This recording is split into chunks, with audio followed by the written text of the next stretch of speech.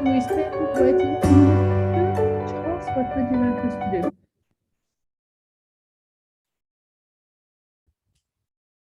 Morning, everybody. Good to see you all again. This is the third week of our webinar series, and I'm hoping everybody is having a good time with the online course materials and is making good progress there. I heard some people on the WhatsApp group saying that they're already with Learning Action 3, so that's good timing. And today we're going to continue the discussion that we started on Thursday when we had the RCE conference, where we introduced the topic of T-learning, transformative learning. And we've invited Emeritus Professor Rob O'Donoghue, who's very well known across the SADC region for the incredible work that he's done on transformative learning and curriculum, and has really guided all of our work for almost 30 years in this area. So Rob, we're very happy to have you here today.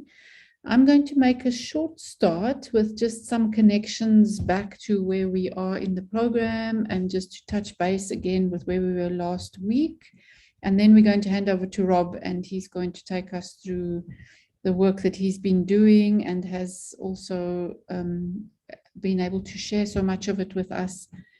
And I'm hoping that at the end of the session, we can also take you into the e-learning library so you can see where much of the materials that Rob has been producing are kept. So Previn, perhaps if we could just towards the end, go back to that e-learning library and just show everybody where the materials are that you've been putting up from that Rob has been working on. So let me just make a start here with a quick introduction for today. Let me just slide from the start. And this is our beautiful picture. It's always lovely to see this picture. It inspires me. It makes me realize why we're doing this work when we look at this, lovely young child and her beautiful teacher. And yeah, so let me just start. Let me just move all these controls here. Okay, all right, I think I'm in. Yeah, so what I wanted us to do was just to touch base on where we are with the course at the moment. We have on the course platform and also our online course, we have, as you know, an action learning approach to the course.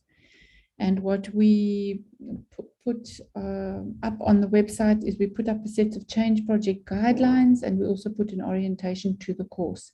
Those same things are on the online course platform. Then we moved into Learning Action 1, where we looked at, ESD policy context, and one of the tasks we've asked you to do there as part of the online course is to do a review of ESD policy context and competencies in your particular institution. Then we moved into Learning Action 2, and I hope that everybody has been able to move into Learning Action 2 now in the online course, which was really helping us to focus more on the SDGs. What are they? The Sustainable Development Goals, and some of the critical issues that the SDGs are responding to in Southern Africa, and also some of the opportunities, particularly for a more sustainable society. So that's what we've been doing so far. We've been introducing the course, introducing the change projects, starting to work in Learning Action 1, starting to work in Learning Action 2, getting to know the SDGs, getting to know our contexts, getting to know what's happening with ESD in our context. Sorry. And we're now also moving, we started at the beginning of, it was part of last week, and this week we're moving now with Learning Action 3 and Learning Action 4. Now, Learning Action 3 is a very interesting and important component of the course because it focuses in on the heart of the matter. And the heart of the matter is really to, build more transformative learning approaches and transformative learning environments for sustainability. So this module, or learning action number 3, it offers you approaches and tools and ways of thinking about transformative learning. I introduced it the other day in the RCE conference, you will remember. And it helps us to work our way through, how to think through doing transformative learning work and transformative learning environments. I think you will remember the other day when Prisha was presenting to us, she said, there are different ways of doing things, but ultimately we need to transform the learning environments as well as the learning practices and our curriculums. Then learning action 4, which we'll be moving to on Thursday, is a learning action that focuses particularly on assessment and how to strengthen and ESD assessment. I'm sure that Rob, I know, will be talking a lot to learning action 3 today, but also probably touch a little bit for us on learning action 4. Tomorrow we have a session on living heritage, which is a very important part of transformative learning and transforming learning environments. And Rob will also no doubt introduce that to us today, and we'll concentrate a bit more on that tomorrow. And then we'll also be talking about assessment on Thursday with Professor Shumba, who's developed this wonderful model for us in the SST course for thinking about assessment in more transformative ways. And then when we move towards October, we'll go into learning action 5, which will be us starting to monitor and evaluate our change projects, to report on them and to identify what we want to scale further for impact. So I'm hoping that everybody is, staying with us on the course, that you are moving through learning action 1, learning action 2, learning action 3 this week, into learning action 4 towards the end of the month. And then into October, we'll be moving towards learning action 5.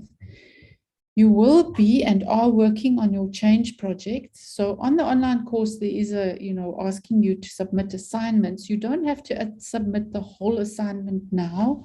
You can move from one learning action to the next without the full assignment, because the full assignment will really only be complete when you've had a chance to, work on it properly with your communities of practice. And when you put your very best final version of that assignment together is when you can, finally upload the full assignments system.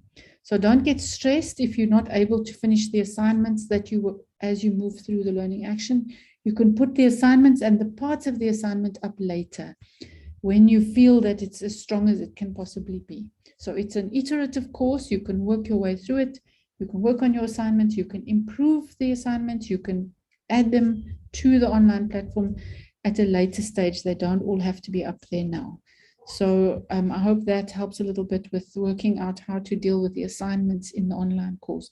But for today, our focus tomorrow and Thursday, our focus is on transformative learning environments, living heritage as an important part of transformative learning, and then the assessment of learning.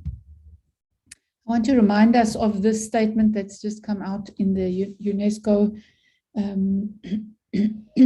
a declaration coming out of the Berlin conference, the World Conference on ESD, which says that transformative learning for people and the planet is a necessity for our survival and that of future generations.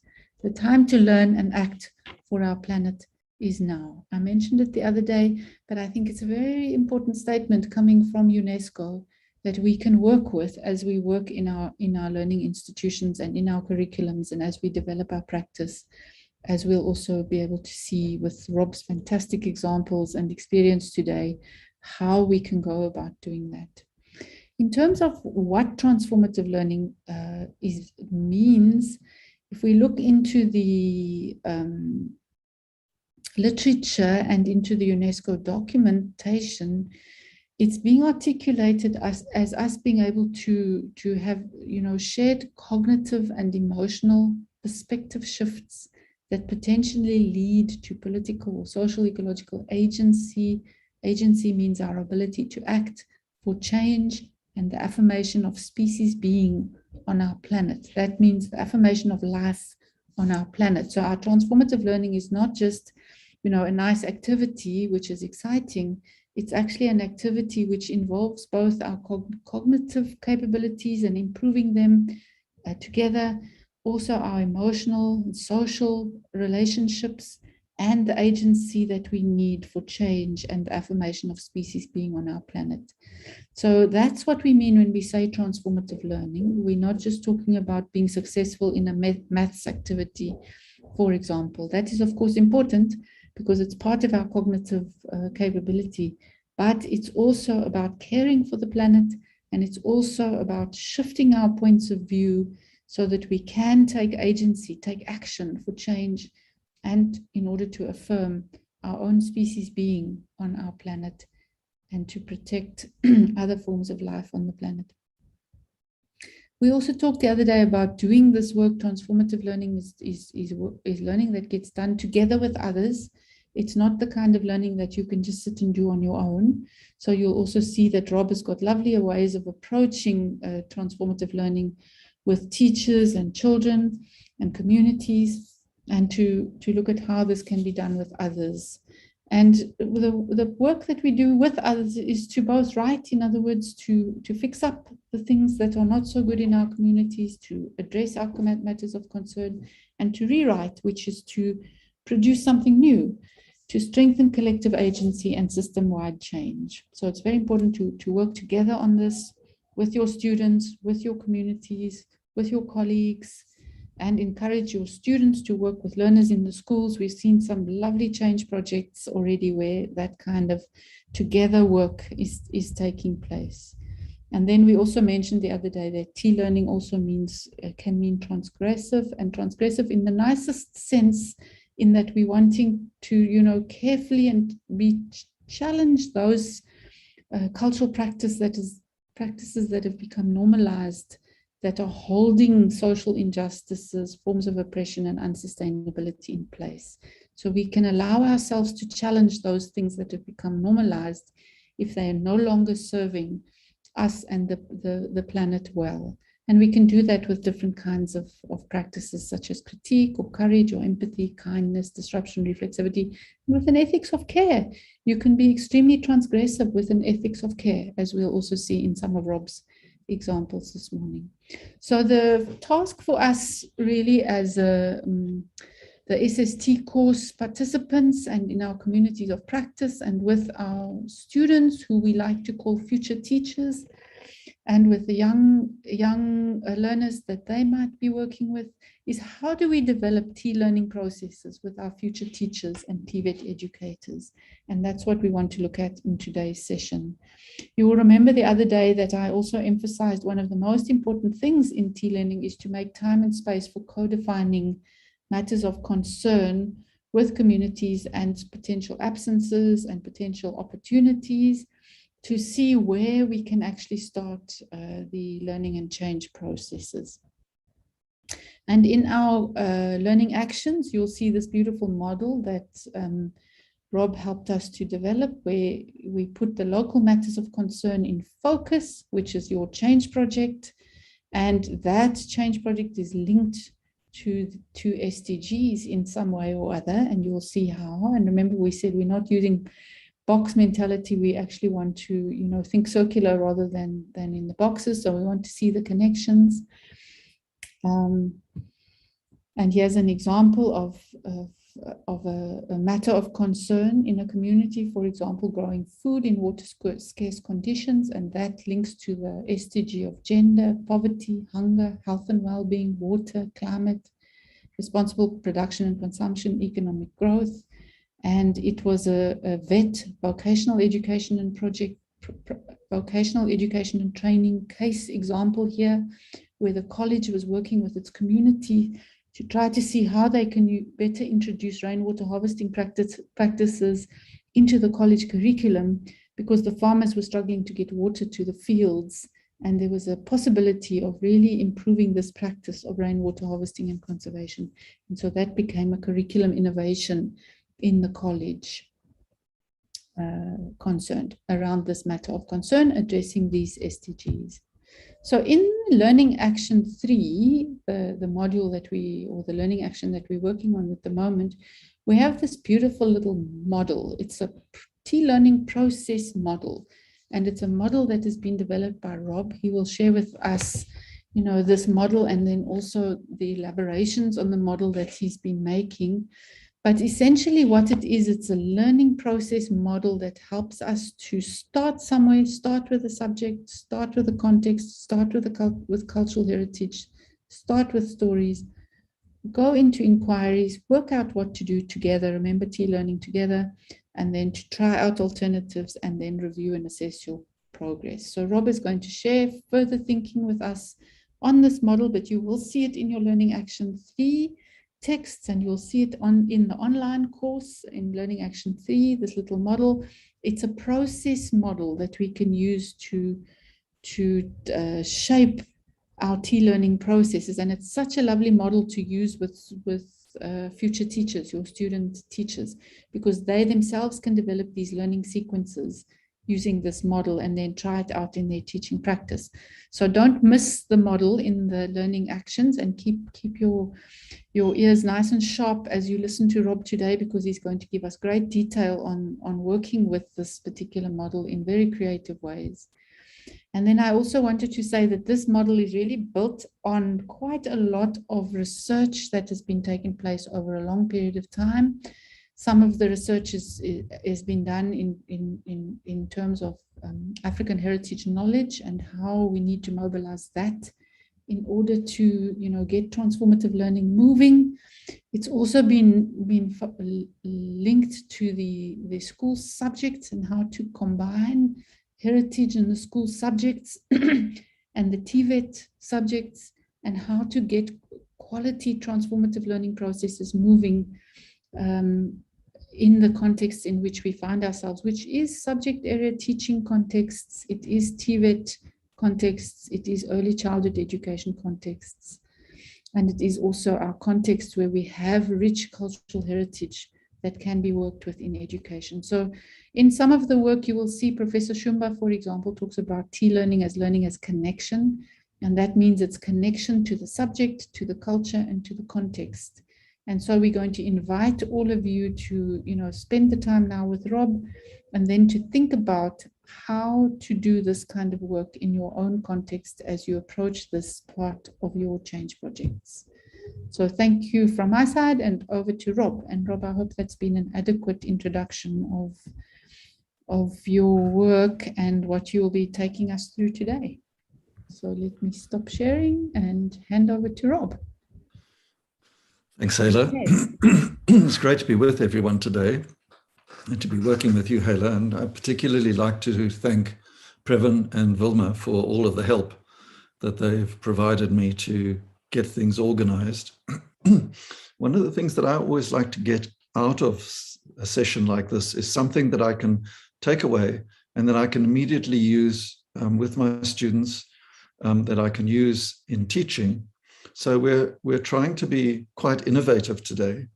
And Previn has started a YouTube channel, and all of the material that I take you through, you can pick up as small YouTubes. They're probably about 3 to 4 minutes each. And I've tried to break it down into small topic areas that you might find relevant in your teaching. So let me switch over to sharing a screen. And can everyone see that now? Not yet, Rob. Not yet. What have I done wrong? I've got to do the screen share thing, don't I? Yes. Yeah. Okay, hang on. Try to share sound as well while you can. Okay, so share screen. Aha, there we go. And I have to pull back my...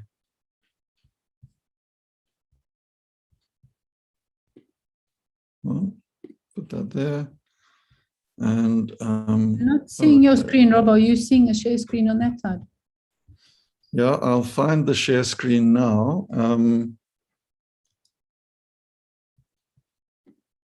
There we go. Share screen. Okay, so that should be share screen, and here is the presentation. Have you got it now? 100%. Yeah, we've got you. Okay. Oh, great. Now, I wanted to start off and be quite challenging, because Hela and the team at the ELRC have done most wonderful work on T-learning. And the foundations of this are really important as cultural historical activity.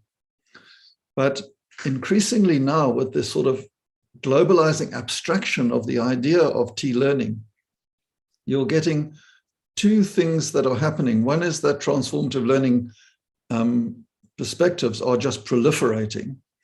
And then the second point is that it's becoming very individualized. And my challenge to us on this course is to say, well, what would make our T-learning African? You know, how would we say that we are doing transformative learning in Africa? We're working in an African context. And how would this be different to transformative learning, say, in Germany or in India or in Mexico? Because I'm working with colleagues there, and we've been having conversations about, you know, if we're going to be taking a cultural and historical perspective, and if we're looking at transformation that is historically and culturally situated, then we need to have that character. And if you can see in the small picture that this is a book that I recently got, which is for tourists. It's on forgotten worlds. So I'll refer to it because it particularly characterizes things. So what Previn and Vilma and I have done is we've put together a series of short YouTube videos, which are all led by questions, and I use animated graphics. And these are available on Previn's YouTube channel for you on the SST program. And these are tools for teachers, tools for lecturers, tools for students to work with, to clarify and then get resources for working in this area. Now, I've also been working with Fundisa for Change, and Fundisa for Change and SST are quite close. And what I'd like to do is to give you an overview now of the importance of heritage for ESD and ESD in school subject teaching, because I'm a primary school teacher, and increasingly we teach subjects as well as children.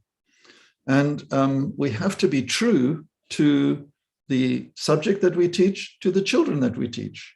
And we have to be true to being a teacher. And, you know, being a teacher, we are knowledge workers. And we have to ask ourselves, what are the kinds of knowledges that are coming into the teaching environment?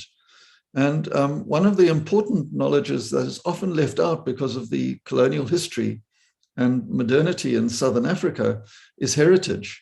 And Sibongile is going to chat to us about living heritage as part of this week's program. And I'm really looking forward to hearing what she has to share. And Caleb Mandukonza, my colleague, did a lot of work on heritage and science and started to think about the work that we're doing in ESD around the idea of indigenous knowledge practices or knowledge practices. And if you've got science and sustainability as knowledge practices and you've got a heritage, how do you bring this together? So we made a short video on that one as well. And then we move on to pedagogy. So one of the things that has worried me here is that often ESD is, this is a different pedagogy. It's something new. Well, clearly we lose sight of a lot of good teaching can be expanded. A slight expansion produces an ESD focus. So we don't have to look at a revolution here. We can look at an evolution. And if we treat T-learning as an evolutionary process, as a process of change from within and making things better in our classrooms, then we can also deepen pedagogy. And here I'm drawing on the work of Ingrid Schudel and Kensuke Chikamore in Japan with critical realism. And that takes up the point that we're looking at real situations, we're looking at real practices. And then, of course, assessment. And there are the wonderful work that we'll hear from Professor Shumba and other aspects like the competences assessment. And then what about the assessment that we're already doing? You know, how does that play a role in this work? So what I've tried to do in this series that Vilma and Previn have been helping me with is to ask questions. How can history and heritage inform ESD learning actions? So that's what I tried to explore. And you can, if this is a question that's significant to you, you can go and watch this little YouTube to answer the question, to have a conversation about this area. On heritage and science, how do heritage and science connect in subject teaching? You know, we've had this challenge in Southern Africa where indigenous knowledge is seen as different to Western knowledge. But Caleb Mandikonza's work on knowledge practices, when you're looking at heritage knowledge practices or indigenous knowledge practices for sustainability, and you're looking at the science work, there's a potential to bring these together. So that's what I explore there. And then we can deepen and we can expand our pedagogies. So that does mean that the pedagogies that we've already got, the good practice, doesn't go out the window, but we can build and expand this. And I think T-learning as expansion is a key phrase that is really important for our work on cultural historical activity-centered approaches. You know, that Hala just said that we're looking at learning actions in this course. And then, of course, what about conventional assessment? What about competence assessment? And of course, the innovative work that's being done on significant learning by Professor Shumba, Caleb, and Hala. So this is the sort of framework, and there are a series of videos that I'll introduce you to. But what I'd like to do is I'd like to jump through each video very briefly, because in each video, what we're using is this concept that Hala referred to as process modeling. So if we have pictures of process, then what one is able to do is to build a picture, and people can build their own pictures around the questions that they've got. And one of my key questions here has been, have we adequately as teachers characterized our transformative learning as African transformative learning? And in this forgotten worlds or excluded worlds by colonial modernity, we still haven't, as the liberation processes have happened in Africa, we haven't always adequately brought in the heritages that we've got. And this work looks at the agroecological heritages all the way up from Eastern Africa through down to the Bokomi in Southern Africa, and in the Orange Senku Basin, and in the Ukuhlamba Drakensberg escarpments. There are incredible histories, and I chose this because it precedes and is a foundation for the Nguni, Xhosa, Pedi, Sotho, Zulu, Pondo, etc. The cultures that are currently marginalized in history by the colonial process, but part of our living heritage and our living landscapes, as you will see in the landscape picture. So the first question that video H2 looks at is, are there new historical insights on the sustainable agroecologies of pre-colonial African cultures? And how do we bring these cultures together in our work on transformative learning? And then jumping into bringing heritage and science together. Okay, as I said, indigenous knowledge and scientific knowledge can be separated, but when you look at knowledge practices, then you're able to kind of bring them together. How do we bring plural knowledges? How do we bring the knowledge and life experience of the children? How do we bring the different cultural knowledges around us? How do we bring these into our subject teaching is covered in the next little video. And all the videos are designed as starting points and as a resource that you can use in your teaching.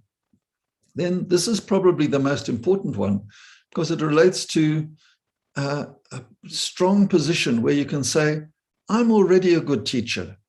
I'm teaching well, and I want to do ESD. So that's a small expansion.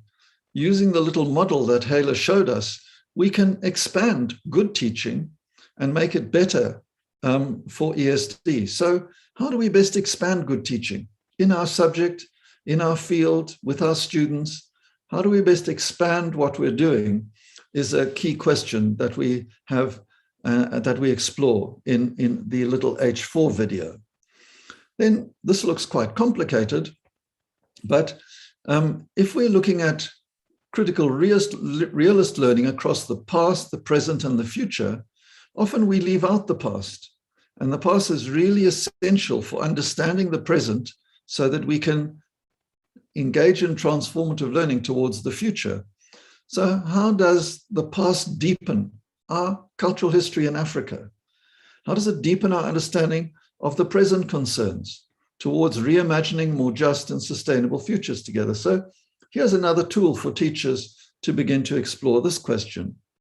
And then using a transformative model of ESD and the 4-quadrant model, where does ESD fit in terms of assessment?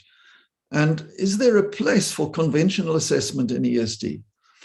Often we talk about, we over-assess and we assess very narrowly. And the Gauteng teachers that Shanu was working with, they said, ESD is really important because it explores the higher order skills. And if we can bring this higher order skilling and higher order skill assessment into our teaching, then we're assessing and improving our transformative learning practices. Next, competences. This is big on the agenda. ESD competences, SD competences, and how do we work with them? And the teachers that Janet has been working with on the Fundisa for Change program, they absolutely honestly said, oh, it's so difficult to work with these competences, and how do we explore them? So out of their work, what I'm sharing with is how do the work with competences fit into the 4-quadrant model, of starting out, finding out more, then working out solutions so that we're able to build knowing, know-how, and agency in our work. So how do we work with competences in the assessment of ESD? And then finally, you'll recognize the flower diagram from Professor Shumba and the team of Caleb and Hala. And how do we actually assess significant learning? We often feel this in our classrooms. Wow, that was a great lesson. The children were really engaged, and it's contributing to significant discussion. And how do we assess this significant learning? And hopefully we'll have a good session with Prof. Shumba on that later. Now, a lot of the work I've been doing out of the Africa-focused work of the ELRC has been with the Center for Environmental Education in India, in Ahmedabad, with Kartikaya and his wonderful team. And this has been supported by Engagement Global. So they are running a project on Handprint Care, which we are part of in South Africa, along with colleagues in Mexico and in Germany. And what we're trying to do is we're trying to sort of say, well, how do we bring ESD into our subject teaching? And here, right from the top where we started, we work with knowledge, pedagogy, and assessment. And if we can start by asking, how do we include heritage and history? How do we relate heritage with science? And then into pedagogy. Now, this is the framework that came out of Fundisa for Change, and it's at the heart of the SST project. We're not giving up on knowledge, pedagogy, and assessment. These are the key. It's not about doing something outside of the curriculum. It has to be a curriculum topic. It's about expanding the curriculum, about creating relevance in the curriculum.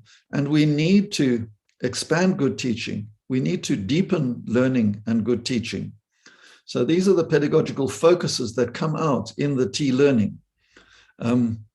Is it transformative?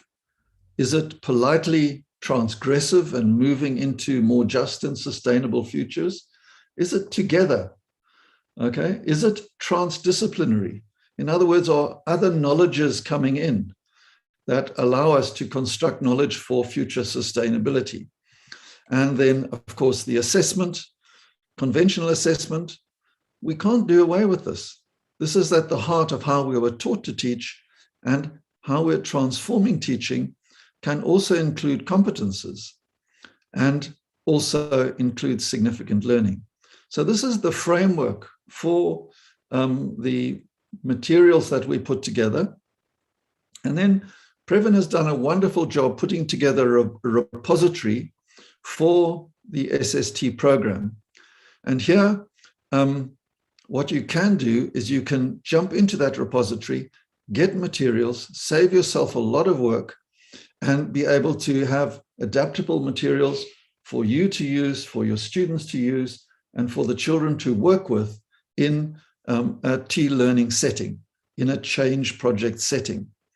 And what I've done in some recent work supporting Janet and the teachers, they were really interested in heritage foods. And what we've tried to do is to produce indigenous knowledge or heritage knowledge starting points. Because of the colonial history, a lot of these starting points that relate to us in Africa, the history and cultural histories of Africa and sustainable practices are not readily available for teachers. They're not in the curriculum documents, they're not in the textbooks, they're not coming in adequately. So in this support work, what we're trying to do is to bring out some tools that teachers can use around Sustainable Development Goal themes and concerns. And here we came up with, out of the work that's been done by Indigenous scholars, the importance of fermenting grains, the amachewu, the fermented milks of Africa, the amasi, the use of wild and garden-planted green vegetables, imifino, and gezat izandla, hand washing, especially around the work at the moment during our pandemic times. So again, you can access these. We're still in the process of putting them together. And then Vilma is working on the heritage food garden work out of the work that she did with Lawrence, and the possibility of, you know, what are the Sustainable Development Goal concerns that we're exploring? And Izala, Galesha, Imifino, and then the trees with the mycorrhizal fungus that we've been able to learn about. Those are practical work on a course. Then Jim and Ayanda have been working on water and river health starting points with the Sustainable Development Goals again, and working on how did Indigenous people clear water? What was Amanzim Nandi, the sweet water? Was it a good place to collect where there are frogs? And what about flood times when all the pollution comes into the water? What can we learn from the history? And Ayanda's been doing great work with Jim on this. And then I've now got grandchildren. So with young children and teachers, with Janet and co, we've been working on concerns like the grasslands, garden birds, the biodiversity that we see around us, rats and mice, the birds of prey, sea turtles when we go to the beach, and on pollinators and other topics. And the work in the Center for Environmental Education has got an international handbook that will be coming out soon that you can source online for free. And it's got lovely startup examples. In all of these, we're calling them starting points, because the key thing to remember is that Africa is amazingly diverse. All over Southern Africa, we have got different languages, different cultures, different environments, and therefore we have to be able to work in ways that deal with these plural, rich cultural heritages that we've got.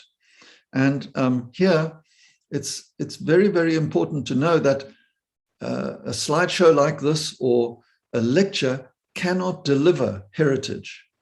Heritage has to be found. And what we're finding in our work is that when we share something out of heritage, that the children immediately say, oh, my grandmother told me this, or I've noticed this, and in our area, this is the way. And mother tongue languages are really important for uncovering, as Sol Shava says, and recovering Indigenous heritage and Indigenous knowledge practices, as Caleb calls them.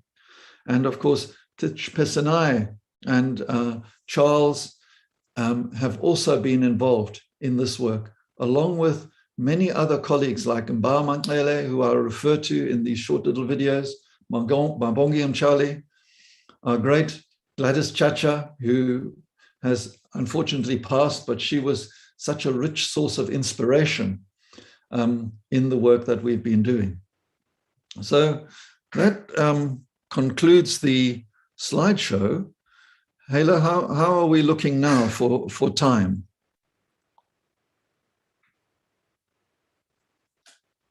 I think we're still fine, Rob. We've still got another 3/4 of an hour, so plenty of time. Okay, so there are perhaps two ways that we can go ahead.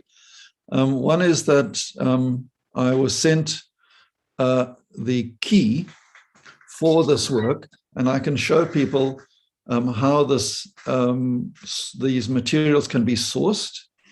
And then we can go on to, if I show an example or two, then we can go on to looking at the repository, because I think that the key thing for us today, if we're going to be involved in T-learning, we can't do it all ourselves. We have to join hands and share ideas with each other. So if we just pause now for a couple of any pressing questions or any things that we could discuss, and then I can show an example of the videos that Previn and Vilma have put up as part of this resourcing transformative learning. I think that would be nice, Rob. And then if we could also go into the e-learning library and just show, because we've put the whole Handprint Care series up there. Perfect. With the materials that could be used, with students and so on. So I think it would be worth us taking a bit of time just so that everybody knows where they are and they can quickly access and begin to work with and adapt to their own contexts and local knowledges. Super. So if there are any questions or comments, let's take some questions or comments. We have time now. Are there any questions in the chat? Just wondering who's helping me with this. Previn, are you helping with questions, or is Ben helping with questions? It's Ben and I. Okay, all right. So do we have questions in There the chat? is nothing at the moment, Prof. So we have some hands up, or maybe no, there's a question in the chat. The man is asking if a prof can clarify what he means when he says heritage has been shaped and reshaped and expanded. Heritage has been? He's asking a question about expanding and the notion of shaped and reshaped. Okay. Expanding is really important for T-learning because it goes back to the idea of what is learning? Do we just learn to remember things and understand them? If you take the idea of learning as expansion, that means that what we have to acknowledge is the knowledge that the students bring, the knowledge that's in the curriculum. How do we co-engage in learning, and how do the children expand their knowledge by, say, learning science around what they already know, or learning heritage? So the idea of expansion I find really important, especially in work with student teachers, because often the curriculum textbook sort of provides a picture. This is the knowledge that the students are going to have to acquire. But if I'm using a T-learning approach, then I can say, well, what is the knowledge the students already got? And how can I mediate the expansion of that knowledge, the clarification of that knowledge, so that the learners are learning and being able to understand and add meaning to what they've already got. And that is why in this work on the SST, that we think about it as in Handprint Care, good teaching can be expanded into action learning, so that the children are able to learn by the actions that they do together in their change projects.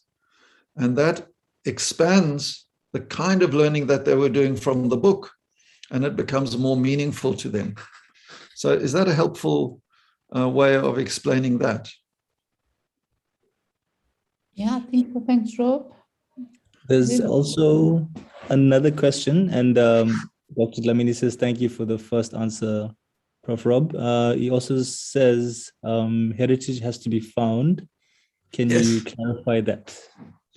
Yes, you know, I'm of Irish heritage. I was born in a little town that's now a city of Cork in Ireland. Ireland was colonized by Britain, and the Irish were sort of oppressed.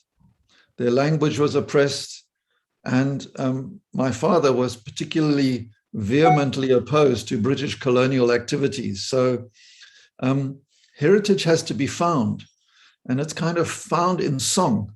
So I found a lot of interesting heritage in Irish folk music.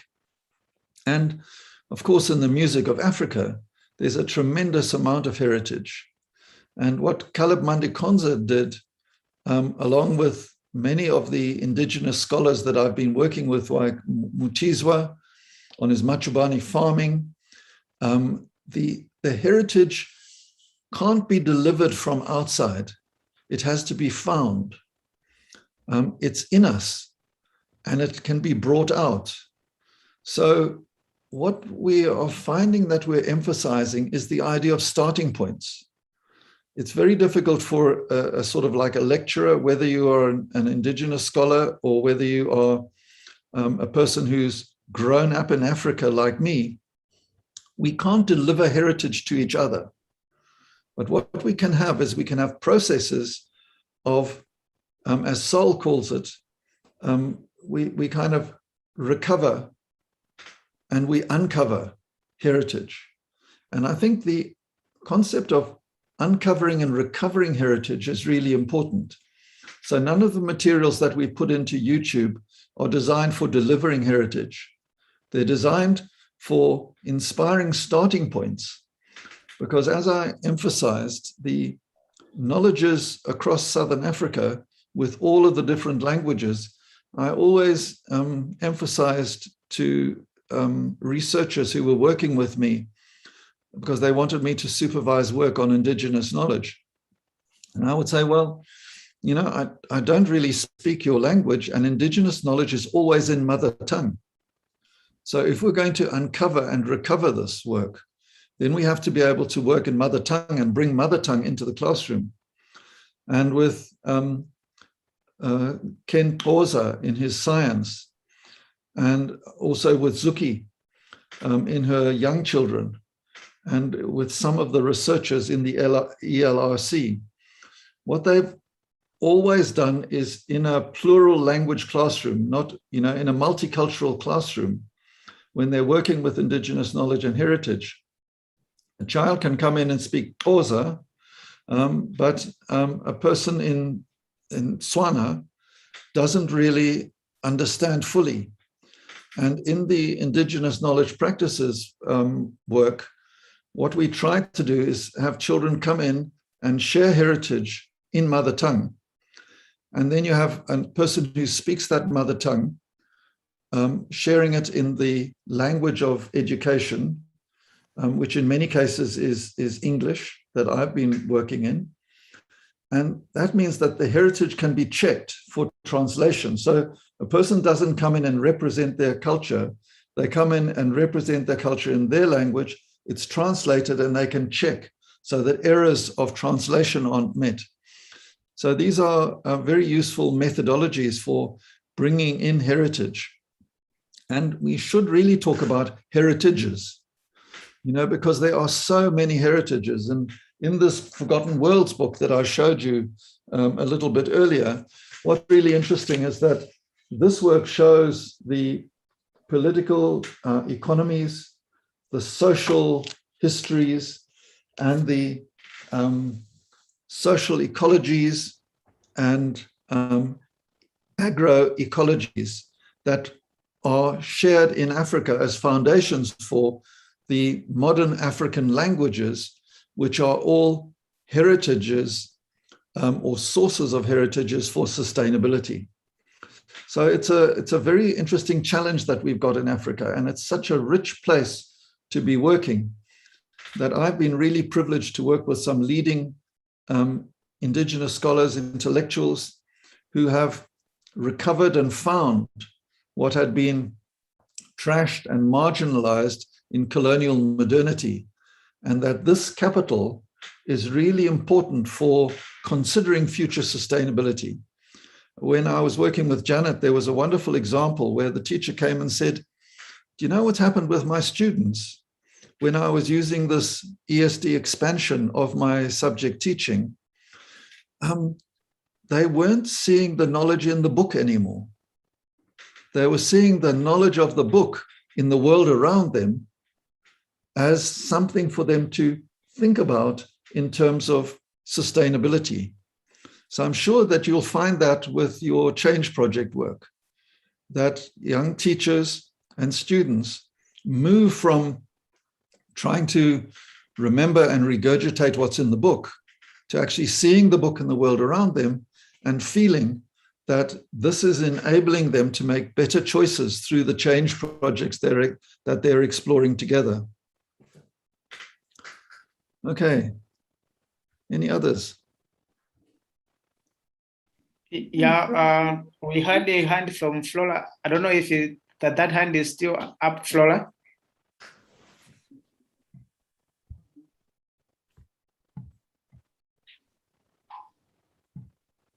Okay, seems it's gone. We had a hand from Christopher.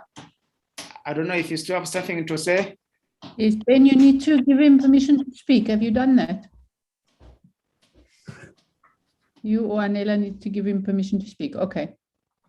Right, Chris, you can unmute then and speak. And Flora will also need permission. Yeah. Okay, so Chris and Flora can now unmute and then ask their questions. Flora, you ready? Go for it. Yes, I'm ready. Okay, go, Flora. I'm asking about you. Yes, I'm here. My question is about when you say that we add meaning to what they have. So it seems that we need to look for the prior knowledge from the learners. Yes, exactly. I think you've got it exactly right. If you take the prior knowledge of the And learner, also, that's... it seems that, yeah, go for it. I'm right. Yeah. I've said that in this the heritage should help in our teaching. So it seems that we needed to focus on our heritage during the teaching and learning process. Yes. Thank you. And I think you're right in terms of it being at the start. Okay, so in the Handprint Care work, we talk about startup stories. Yes.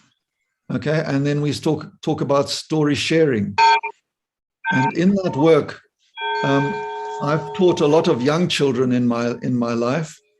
And if I start with a story, the first thing that the young children do automatically, they say, I've done this and my granny says that. So the story sharing immediately picks up on their prior knowledge, and the good teacher is able to knit together the prior knowledge with the knowledge of the curriculum on a learning journey together. And that's what I think is so important in the work that we're doing. So thanks very much for that question. Thank you, Flora. Chris, do you want to come in now? You can unmute.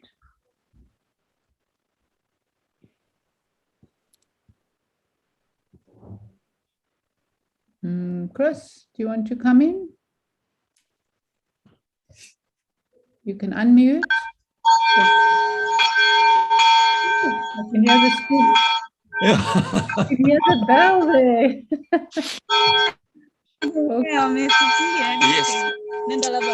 My question is that I want to know how now in the classroom we have different mother tongue languages. For example, in Tanzania, we have more than 25 languages. So how can mother tongue now can it be inculcated within?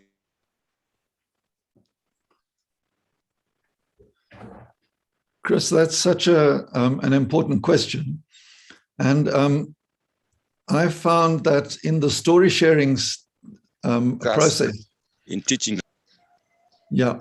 So if a child goes home, like for instance, if they're say learning about wild green plants, they can come to school and bring some wild green plants, which are really important for anemia, for iron in the blood, and for health.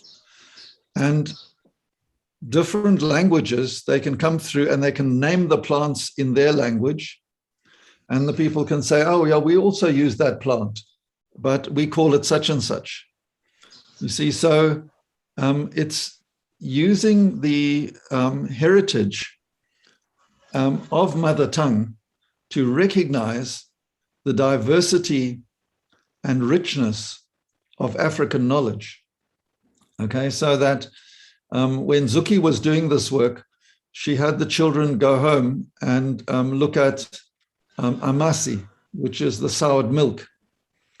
And some people were not having amasi, they were having yogurt, and other people were having mkopoko, which is the maize meal mixed with the amasi. So when they shared it in their own languages, they were able to build a rich picture of the heritage of amasi for healthy gut stomachs, you know, and they were learning about, you know, what should they be eating. And many of the children are eating high sugar diets. And what she was trying to do is to encourage the children to not have too much sugar, because the important flora, the important microorganisms in the indigenous soured milk were really important for their overall health and digestion. So you can bring them in a variety of ways. And I've seen wonderful examples of this through the students that I've taught over the years here in South Africa. And I'm sure you have the same in Tanzania. When I was in Tanzania, it was so impressive to see one college where there were many different languages and people all learning to become teachers. I did spend a morning in a college there once, and it was a great experience. Okay, shall we look at an example then? There's still one hand. I don't know if I could take that first and then you can go to the example. Please guide me, yes. Yes, you can go ahead, Mason. Okay, I was just looking at this prior knowledge to learners as a starting point. Then I was thinking that, can we say that it's like we are relating learners' experiences to the content? Exactly. That's a good way of putting it. And also the learners relating the new knowledge to their context. And as a teacher, you're mediating both. You know, both the mediating of the new knowledge with the learner and the learner with the new knowledge. All right. Thanks for that. That's such an important clarification. Shall we quickly look at a video? I think See if it works. And then we've got a question a bit later, but we'll pick the last question up a bit later. So thank you very much to those that were asking their questions. We'll go into looking at an example of Rob's video now. And then if time still gives us a chance to go onto the website to look into the e-learning library as well. Okay, Rob. Okay, the video lasts about 2 minutes. So these are the pedagogical ones on transformative learning. We won't worry about that. And you can, if we send you the PDF, you can just choose to watch them. You can also watch them on a cell phone. And then here is an example. I'll just click on it. I hope I can click it. There we are. And I hope it'll play. Rob, you'll need to play it, do a new share to Chrome. Okay, I can't do that. As a starting point. Can you stop share and then share the Chrome, your internet browser? Because it's stuck on the PDF now. Is it stuck on the PDF? Where's Chrome? So if you do a new share, or you can just stop share and then share screen again for your internet browser. Yes. Right. So I'll stop share. And a new share to the video, Rob. A new share now, and then I go to the video. And then it should come. It should show then. Oh no, this is the wrong one. Oops. Stop share and a new share. Okay. Click the internet browser that's open and click share sound. Which is the internet browser? The Chrome. Which are you using? Safari or Chrome? Chrome, yeah. Yep. If the video is open, yeah, just choose that one. Okay, and then I open a video. Yep.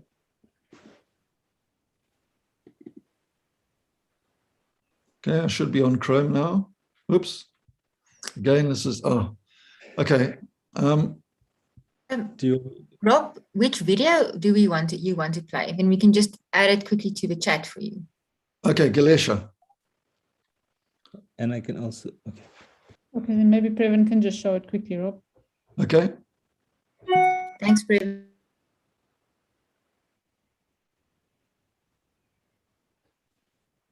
And then we can go straight into looking at the materials. And we still have one question to come. What I'm going to do is show you the YouTube channel where it's at. Then Rob, you can just choose it from there. Yeah.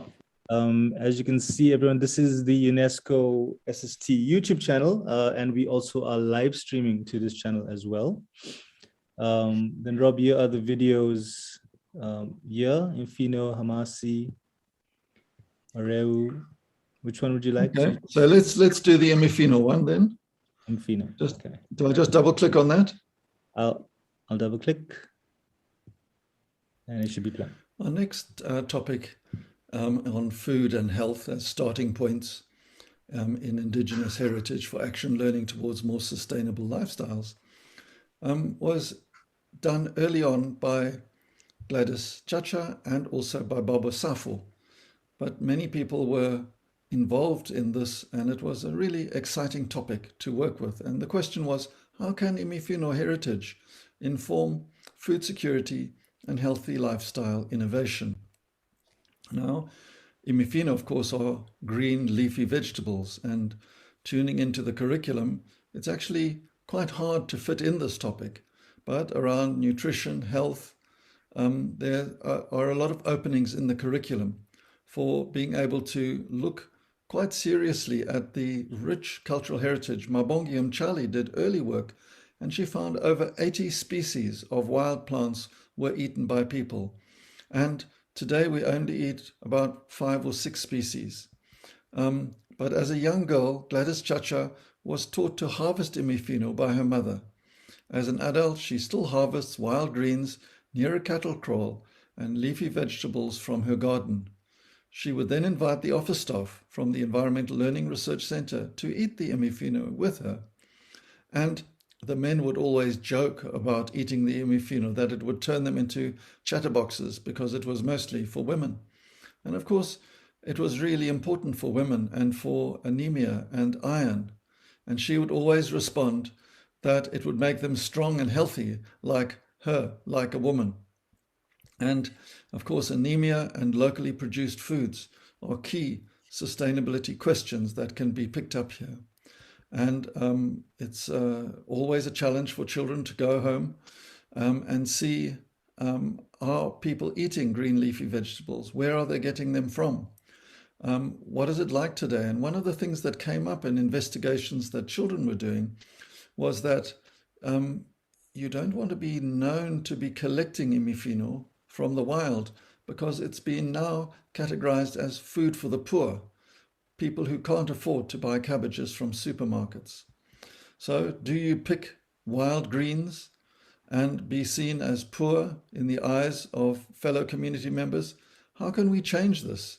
And how can you grow your own imifino? Baba Safo looked at umfuno and imifino, wild vegetables, the imifino, and umfuno, the cabbages and green leafy vegetables that were planted. And of course, today we don't get many of these except in punnets from the supermarket or from the stalls. And interestingly, very seldom now do you see imifino being sold at the bus stops. So the question is, do we grow? Do we harvest? Do we have shop-bought, homegrown, or all of the above? And this is a key and really interesting question for health and for blood quality, particularly in our COVID times. And we can touch the past with our memories of eating the wild imifino and feel the future flying on the wings of our imagination. How can we restore our health? How can we stay strong and healthy together, informed by heritage knowledge, informed by science, and explored in ESD in our school setting? Okay, thanks, Previn. Right, we had another question, or any questions related to that. So when you're just, you get a PDF, you can look at it. They're all linked by Previn and Vilma to the YouTube. You can watch the YouTubes, and Previn will give us a little introduction to the repository now, because there are many other materials.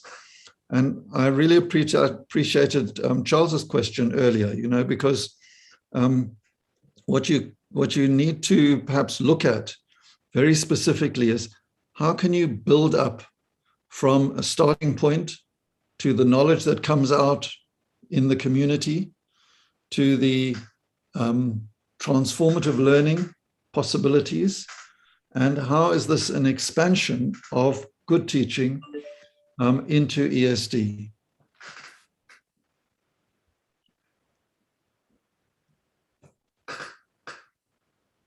Rob, I've put the PDF in the chat as well for the 81 series. So any of the participants can now click on that, and then that will be the PDF that will take you to the YouTube channel video, which Rob has designed. Wow. Oh, great. That's fantastic. Well done, Previn. Okay. This new technology continues to boggle my mind, We think you're very good at it, Rob. Would you like us to do the e-learning library now, Hela and Rob? Yeah. Yeah, there was one more question, but we can come back to that at the end. Yeah, let's look at the e-learning library, and then we can have one more question, the last question before we wrap up. Yeah. Okay, just trying to get my controls here.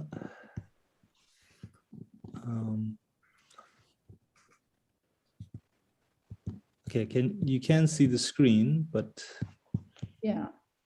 it's too small. Okay, there we go. Right, so here is the Sustainability Starts with Teachers course. You're very familiar with this platform by now. And this lives here on the sustainabilitystartsteachers.org. And if you can see on the top banner here, you got about, news, resources, change projects, alumni forum. Click on resources, and it'll take you to the resources page. Okay, and there's a lovely picture of our children using the World Wide Web. And below that, we have just the brochure, which gives the overview of the course. And then all the course materials are here as well. Introduction overview, change project guidelines, and all the learning action modules. As I also showed you on Mondays, this is also in your course website as well that Wilma has designed. So you can find them in both places. And as you go down here, you'll see e-learning library for practical activities. And it's here that you'll find thematically arranged according to the SDGs. We have placed the materials in different phases for you. So if you click, for example, on water studies, the first one, you'll see that it has a lot of water studies videos, water studies links, an absolute guide to mini SAS in here. If you click on that, it'll take you to the resources in here, which is resources on mini SAS itself. If you go back, and you can go back just using the arrows on top of your web browser, you'll find EnviroPicture Building catchments to coast. This is the entire EnviroPicture Building game here, and instructions on how to use it. So you can actually even print these out and use it with your children trying to create a puzzle that shows catchments to coast. Any of these materials, if you need more advice, please, you can email me or...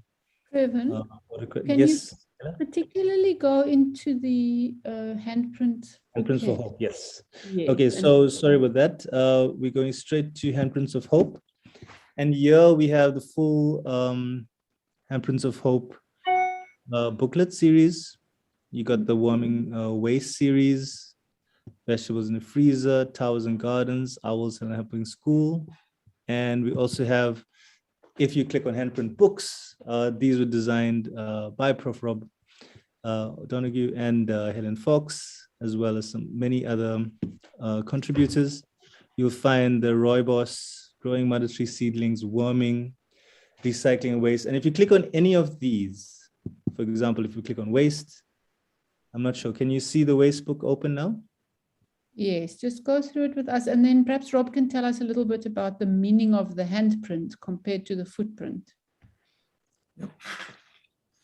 Okay, so the handprint comes from Ahmedabad in India, and it was from a young girl who was quite worried about the way that ESD was being taught, as all of these problems in the world. And she, like a young girl who was interviewed by Hala in the Makanda area, she said that just like the little girl in India, we need to care for others.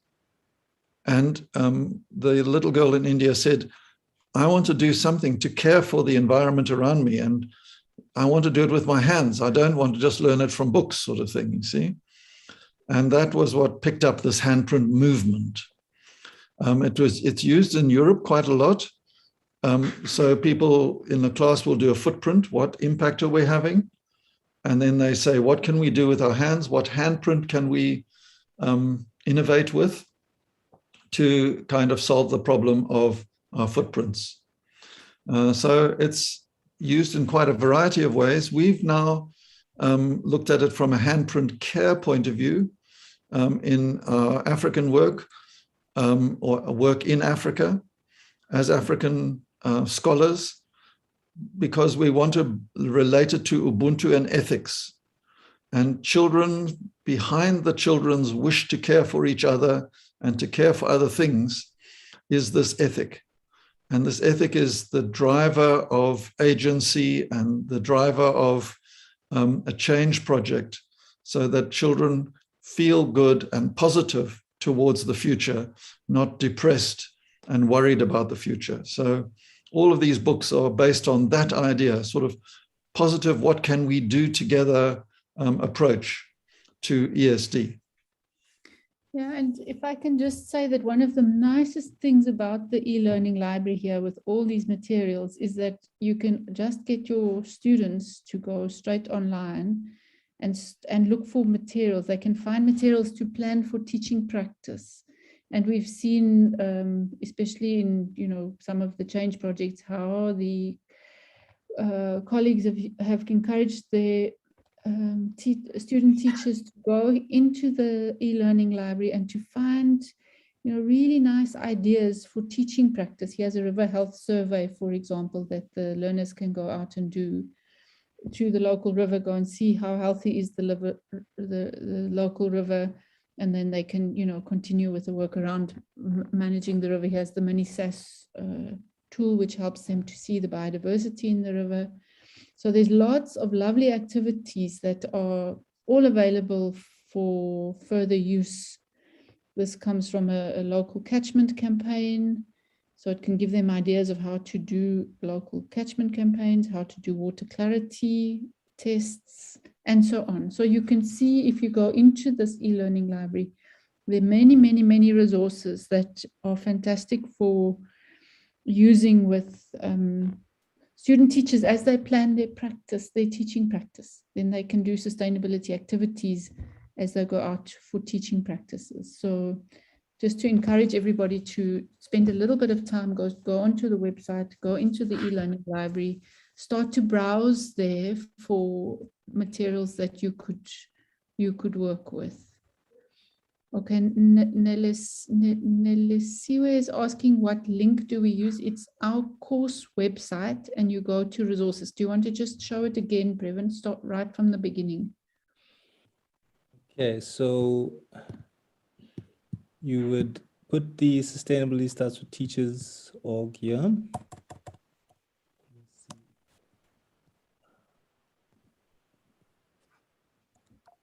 This website is one website everybody must just have, bookmarked, ready to access all of the time. It's how you also get to the online course. Yep. And so there we there. have a resources page, see? A resources page. Then you click on resources and it'll take you to the resources. Scroll down, yeah. And there it is again. The resources are in the chat. That's the URL. And then you scroll down past the brochures and you can see your course materials. And here is your e-learning library.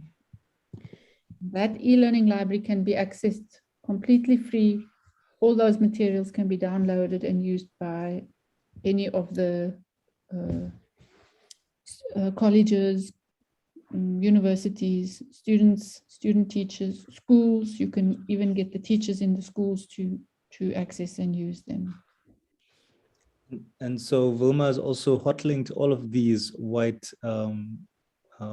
titles. So if you click on any of them, for example, as Prof. Rob was looking at cultural heritage now, if you click on that, then it opens up to the Zoom, to the Google Drive, which houses all these materials.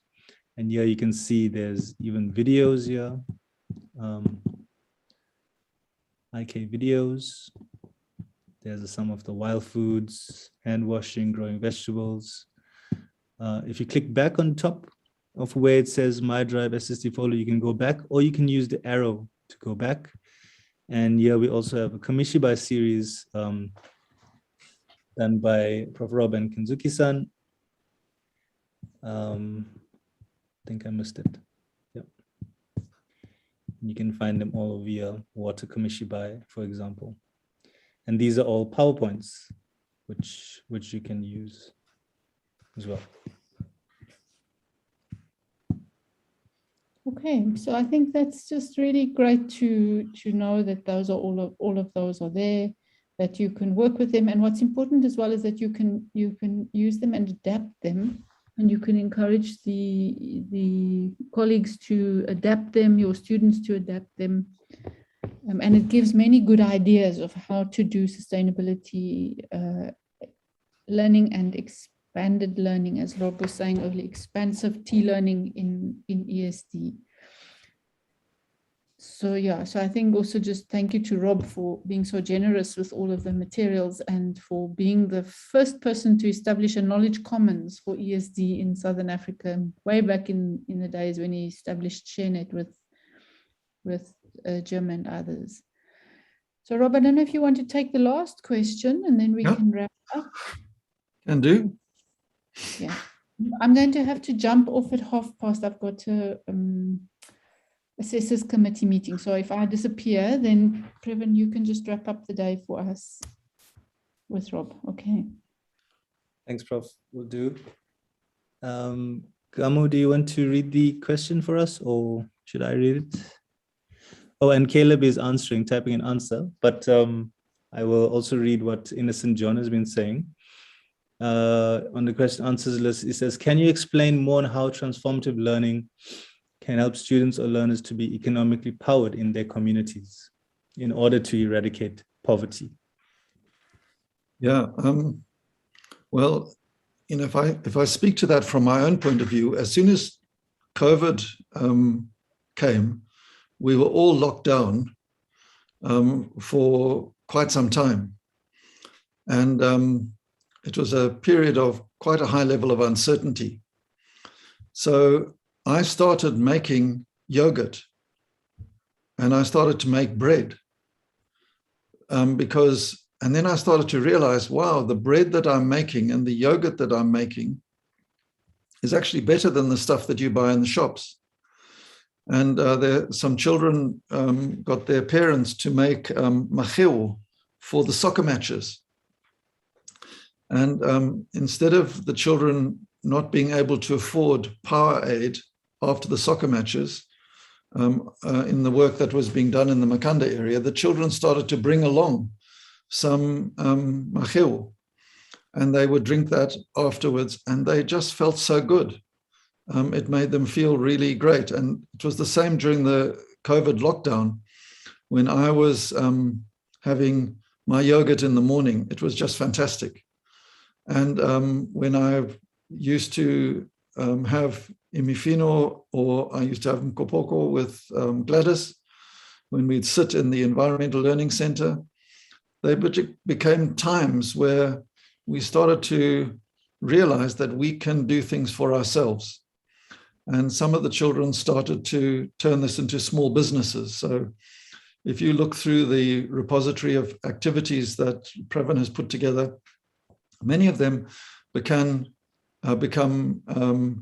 things that people can do for themselves and feel good. And they can become also the start of businesses. There was a young student who took macheo and made fruit in the macheo, and it became a small business in an entrepreneurial case, and the same with amasi. So there's a tremendous potential for innovation and change project work, whether it is in times of COVID or in times of being challenged to do something innovative in the curriculum. Okay, Previn, that's a wrap then, is it? Yes, and we're getting lots of comments, thank yous in the chat from Hillary. Thank you, Professor Rob. Much appreciation to the presenters. Yeah, so there's a lot of thank yous there on the chat. Great. Thank you very much. And thank you very much, Rob, for spending your morning with us this morning. We really appreciate it. And it's lovely to see the next generation of the work coming into the videos. Lovely to make that accessible as well.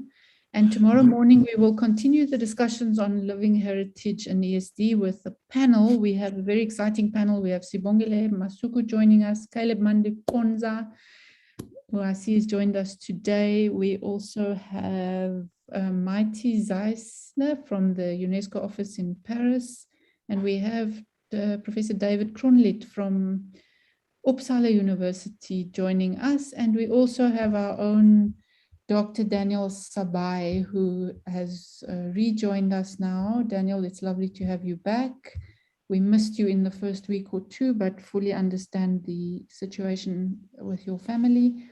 And we're looking very much forward to your presentation tomorrow. So we have a lovely lineup tomorrow, Rob, so please do join us again to continue the conversation. And we look forward to seeing everybody tomorrow for another very exciting morning. Yeah. Just one last comment from me is that in the next month or so, or 2 months, the international Handprint Care work will be available, and we'll post it through Previn so that you can access that material. It's an international handbook for ESD in teacher education, with examples from Mexico and Germany and South Africa. So it'll be a fun new resource to have.